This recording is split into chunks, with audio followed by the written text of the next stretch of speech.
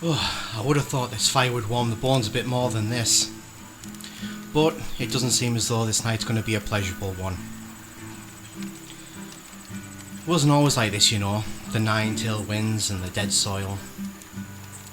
This one's young over here. He wasn't here before all the shit started flying. I was. Used to be a bit of a sightseer, me, back when there were sights to see.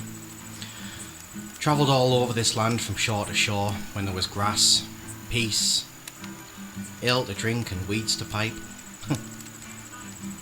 Tell you what, we can all call it a night, lie in silence and pretend to sleep, or I can tell you a story about an old land with a failing memory, about a Valetian fencer, a naive mage with a deadly thirst, a young orphan boy, your age, with a friggin' terrible curse. It's all true. I saw it all. I mean, I didn't see it all, but what I didn't see, I heard. What I didn't hear, I embellished, but only a little. It started back in 1272. Back then, there was the West and the East. On one side, Maleth, a great big country of wealth, royal families, political intrigue, magic learnings. The West, on the other hand, was a collection of city-states. The mining colonies of the Western Shore, the cathedral city of Copulus with its executioners and popes. The most prominent, though, was the realm of Alviet, and it just so happened to be the first victim of this story. In the capital of Alviet, nestled in its web of dire alleys, hidden in the battered attic of a derelict house, the first link in the chain was forming. Duvanis, student tot the elder, that's what the zealot witch chanted through the night. It roughly translates to the elder, come dance and come scream, and it's not your standard chant of evocation, it's a dare. A taunt aimed at something that all but a few knew nothing about. The witch had taken heed of the warnings before she set off for the city. Her body would work differently when beckoning such a dark thing. Her wounds wouldn't run dry. Her joints would creak, her bones may soften or even snap. What her mentors did not prepare her for, however, was the tricks being played on her senses. With bloodied wrists, her arms stretched out to the shadows that danced over the candle lights. They waltzed in time to the flickering flames and the rhythm of her words. Her long, matted hair teased the flame, just out of reach of the waxen wick. Duvanis, Dudentot, the elder. Invisible fingers brushed her lips with each word, ready to pounce down her throat. The smell of dust and smoke mulled into a sweet odour of sickness and death. The machinations in her peripherals distracted her with faceless smiles in the darkness. Whispers in a dead language would encourage her and taunt her back. Duvanis, Dudentot, her arm flinched at the laceration that appeared in the air, dousing one of the candles as her blood sizzled in the flame. It appeared like a rip in a piece of paper, and as her hands steadied themselves on the wooden boards below her, the hall tore larger. Slowly at first, as if something was struggling to peel back the boundary between this place and its own. As she pulled back to ready herself, the invisible fingers took one last grasp, this time missing her lips and glancing delicately upon her cheek. She was expecting the sights of hands grasping at the ever-growing rip in the darkness, possibly demonic or clawed. But instead, there was nothing but a scene behind it, something shining and fantastical. It appeared otherworldly, something from the stars, a pit in the night sky devouring the worlds and stars around it like water into a drain. It was entrancing, but as the darkest point began to dilate, realization hit the witch. This wasn't a celestial scene, it was an eye. A giant eye peering into the new hole in its cell and staring at the frail and bloodied body that created the window between them. Duvanis, Dudentot, she bravely exclaimed as the eye focused. The candlelight fought against the new rush of air that steadily blew from the other side. She attempted to stand, and a large snap resonated through her body. She fell onto her side as the bleached white bone burst from her thigh. She cried out as the pain almost blinded her vision. "Elder," she panted, as the loss of blood finally began to take hold. As her body collapsed, she wrestled the chant out one final time as a desperate death rattle. Duvanis, Dudentot, the Elder, come dance and come scream. As her eyelids fell and her body became limp, the other side disappeared from sight. A final burst of air forced the candles to lose their battle. The amused whispers rang through her ears once more in the last moments, and finally replied. Shel Disor the Elder, Shel Vanis, Sheldon Tot. They have stirred, the Elder. They will dance, and they will scream.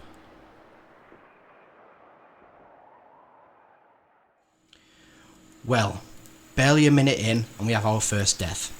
Self-inflicted, but still. Now you'll be happy to know it's not all doom and gloom. I think it's time I introduce two of my favourites, from my neck of the woods. An old drunken merchant named Bellin, and his co-drinker and stall worker, Samsel. Now, they're nowhere near a pair of protagonists in this tale, but they were witnesses at every wrong place at every wrong time. Now the following afternoon, they were sat in the capital celebrating a successful day of sales before heading back to the good old western shores.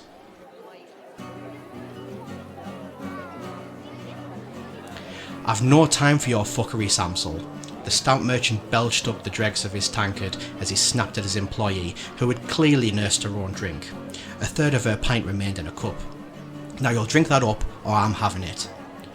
Come on man, one more for the road. You've got to admit, it's lovely here.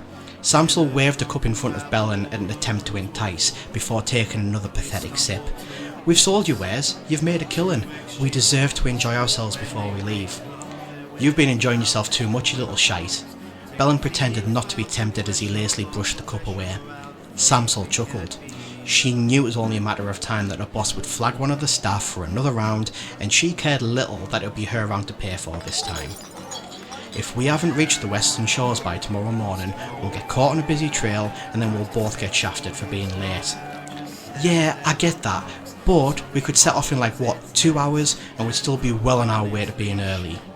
Samsel's bartering skills came in useful when she was working the stall, but even more so when she was working the stall's owner over for another drink. Bellin stroked his chin in contemplation, and at that point Samsel knew she'd won. However, she was honest enough to sweeten the pot. Plus, you've paid for 3 rounds, I've only paid for 2, that's hardly fair on you.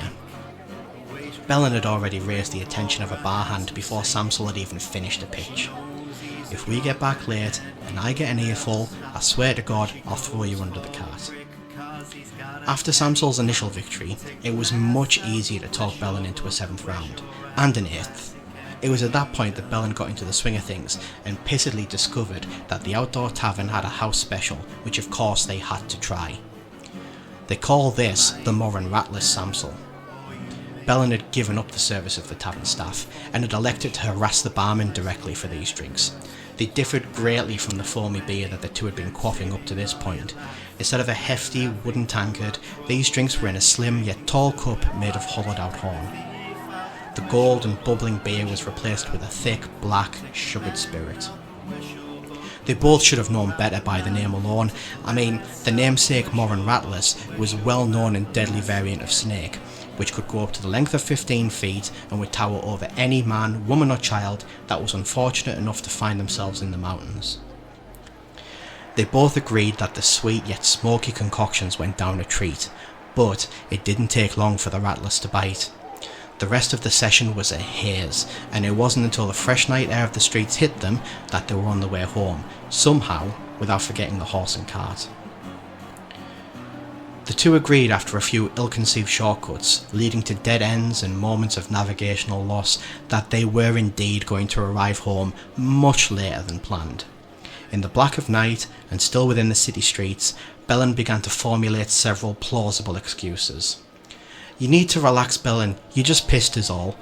Pissed is an understatement, you twat. I'm nothing but beer from base to bollocks. Samsel couldn't help but chuckle at a partner in crime during his mild panic. That was a lovely establishment though. They began to exchange complimentary remarks about the tavern and its beverages as they tried to find their way through the city streets and its maze-like layout.